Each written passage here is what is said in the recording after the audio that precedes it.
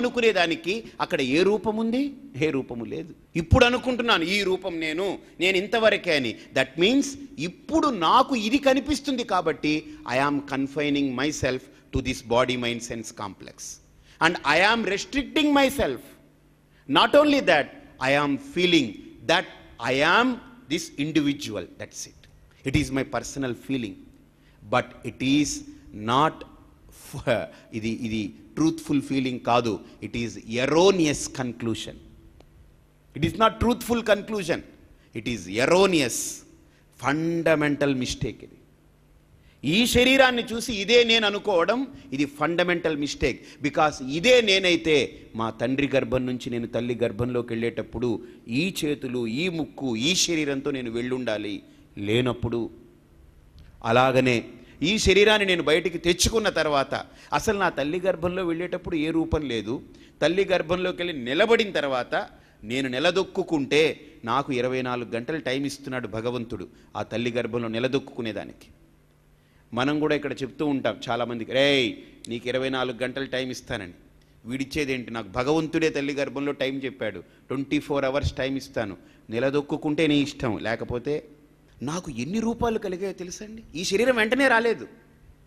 అసలు ఎలా ఉన్నానంటే పూర్వం రోజుల్లో మనకు ఈ గుండు సూదులను వచ్చేది తెలుసా మీకు? నిజంగా అక్కడ జీవ కణాన్ని ఈరోజు సైంటిస్టులు అందరూ గీసి చూపిస్తారు. ఒక గుండు సూది అంటే పైన చిన్న తలకాయ ఉంటుంది, అది గుండుగా ఇలా ఉంటుంది, ఇలా వంపుగా ఒక తోకలాగా ఉంటుంది. మీరు చూడండి, ఇలా ఒక గుండులా ఉంటుంది రౌండ్గా, దానికి ఒక తోక ఉంటుంది. ఆ తల్లి గర్భంలో ఆ చిన్న గుండు, ఒక చిన్న తోక, దీంతో బతికాను అక్కడ నేను. But still I was there. అప్పుడు ఎలా ఉన్నాను? ఈ రూపంతో లేను, అయినా నేనున్నాను. కాబట్టి ఈ రూపం నాది కాదు, ఈ లోకము నాది కాదు, ఇక్కడుండే తల్లి నాకు సంబంధం లేదు, తండ్రి నాకు సంబంధం లేదు. ఎవడు భార్య, పిల్లలు, భర్త, కొడుకు, చెల్లి, అక్క, తల్లి, ఏ తోలు ఏ తొక్కలు ఎవ్వడు నాకు సంబంధం లేదు. ఇక్కడ నా ఉనికి కోసం తల్లి గర్భంలో నేను పడ్డ ఆరాటం తల్లికి కూడా తెలియదండి. వాళ్ళిద్దరు ఏదో చేసేసారంతే, ఏదో జరిగిపోయింది. బట్ బయటికి వచ్చిన తర్వాత ఆవిడంటుంది నేను తల్లిని అంటుంది, వీడంటాడు నేను తండ్రిని అంటాడు. అసలు నా ఉనికి తండ్రిలో ఎలా తయారైందో తండ్రిని అడగండి. నువ్వు నన్ను ఎప్పుడయ్యా నీ గర్భంలో పెట్టుకున్నాను అడగండి, ఆయనకే తెలియదు. ఏవో తింటూ పోయాడు, నేను లోపల ఎప్పుడు తయారయ్యానో ఆయనకే తెలియదు. ఏ అన్నపు గింజలో నేను లోపలికి వెళ్ళానో ఆయనకి తెలియదు. ఇప్పుడు సపోజ్ పరిపూర్ణానంద తండ్రి ఆయన అన్నారనుకోండి, పరిపూర్ణానంద ఏ అన్నపు గింజలో ఉండి ఆయన గుర్తించి తిన్నారో ఆయన అడగండి, చెప్పమనండి. రోజు తినే తిండిలో నన్ను పుట్టించక ముందు నేను లోపల ఆయనలో ధాతువుగా తయారవ్వడానికి ఏ గింజ అయితే ఆధారమైందో ఆ గింజ గుర్తించి, ఓహో ఇది నా కొడుకు గింజ, ఇది తింటున్నాను, ఇప్పుడు నా కొడుకు తయారవుతాడని అనే వేర్పాటు చేసుకుని తింటాడా? లేదు. ఇంత ధాతువు తల్లి గర్భంలోకి వెళ్ళిన తర్వాత మా అమ్మ ఏమైనా ఇంత ధాతువులు ఇవన్నీ నా కొడుకులు కాదు, వీడొక్కడే నా కొడుకుని ఆ ఒక్క క్రిమినే లోపల పెట్టుకుంది ఆవిడ? నో, వీడికి తెలీదు, ఆవిడికి తెలీదు. Something happened is happened.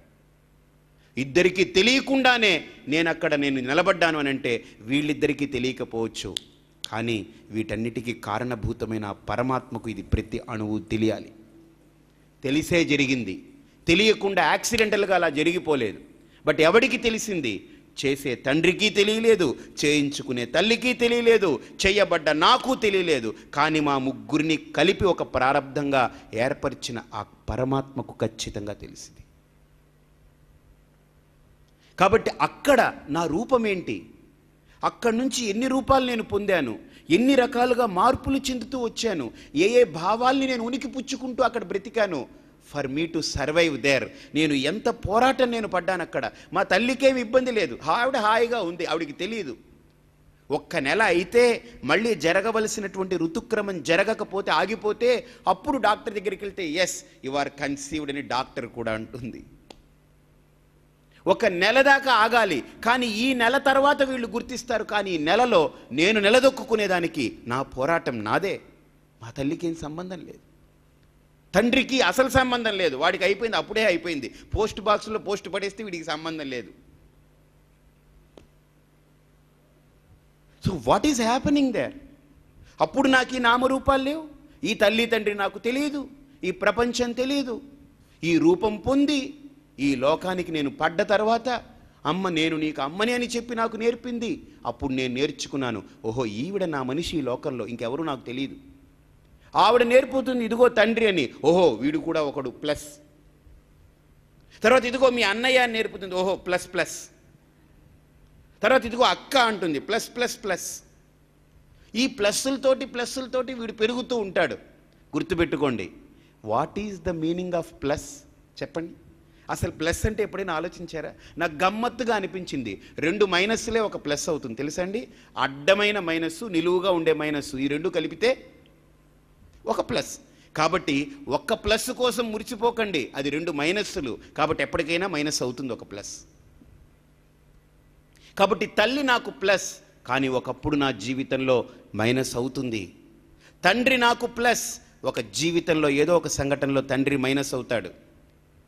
భార్య నాకు ప్లస్, ఏదో ఒక రోజు జీవితంలో భార్యకు నేను మైనస్ అవుతాను, లేదా భార్య నాకు మైనస్ అవ్వచ్చు. కొడుకు నాకు ప్లస్, ఏదో ఒక సంఘటన నన్నైనా మైనస్ చేయొచ్చు, నేనైనా కొడుక్కి మైనస్ అవ్వచ్చు, కొడుకైనా నాకు మైనస్ అవ్వచ్చు. కాబట్టి ఏదైతే నాకు నేను పుట్టి భూమి మీద పడ్డ తర్వాత నాది అనుకున్నవన్నీ నేనైనా వెళ్ళిపోవచ్చు ఈ లోకం నుండి, అవైనా నన్ను వదిలిపెట్టి వెళ్ళిపోతాయి. ఈ 2 జరగడం సత్యం సత్యం సత్యం, ఇందులో ఏం అనుమానం లేదు. దీన్ని ఏ మేధావి ఖండించలేడు, ఏ మేధావి, ఏ శాస్త్రవేత్త అబ్బే ఏమీ లేదండి ఇక్కడ అంతా permanent, everything is permanent, no fool will reveal it. And ఒకవేళ సపోజ్ పర్మనెంట్ చేసేసామనుకోండి, సపోజ్ మనమే అడుగుతాం, స్వామి పోవట్లేదు ఇంకా 99 ఏళ్ళు వచ్చాయి.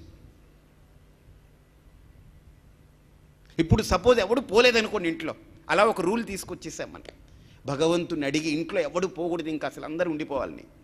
మనం కాళ్ళు కూడా పెట్టలేము, ఎందుకని ఇక్కడ పెడితే ముత్తాత, ఇక్కడ పెడితే పెద్ద తాత, ఇక్కడ పెడితే ఈత, ఇవన్నీ. ఇప్పుడు పెళ్లి మండపాలు ఉండవు, పెట్టుకునే ప్రవచనాలకు కూడా ఏముండవు, ఎవరు వస్తారండి ఇంట్లో? అందరికీ ఇప్పుడు మంచం వేస్తాం, ట్రైన్లో ఎలాగైతే 2 టైర్ 3 టైర్ 4 టైర్ లాగా ఇంట్లో కూడా అన్ని టైర్లు వెళ్ళిపోతుంటాయి అలాగా. What happens? డిస్పోజ్ అయిపోవాలండి, అప్పుడే కంపోస్ట్గా ఉండగలం, మనం హ్యాపీగా ఉండగలం. అయిపోవలసినవి డిస్పోజ్ అయిపోవాలి. కాకపోతే అవి డిస్పోజ్ అవ్వవలసినటువంటి మార్గంలో మనమేమనుకుంటామంటే ఇది తర్వాత డిస్పోజ్ అవ్వాలి, ఇది ముందు డిస్పోజ్ అవ్వాలని మనం అనుకుంటాం. కానీ ముందు డిస్పోజ్ అవ్వాలనుకునేది చచ్చిన డిస్పోజ్ అవ్వట్లేదు, తర్వాత డిస్పోజ్ అవ్వాలనుకునేది ముందుగా అయిపోయింది. అక్కడే మనం తట్టుకోలేం. బట్ మనం తట్టుకోలేమని కాలం ఆగిపోదుగా, ప్రకృతి ఆగదుగా, దాని ధర్మం అది చేస్తూ ఉంటుంది. కాలోస్మి లోక క్షయకృత్ ప్రవృత్త, జరిగిపోతూనే ఉంటుంది.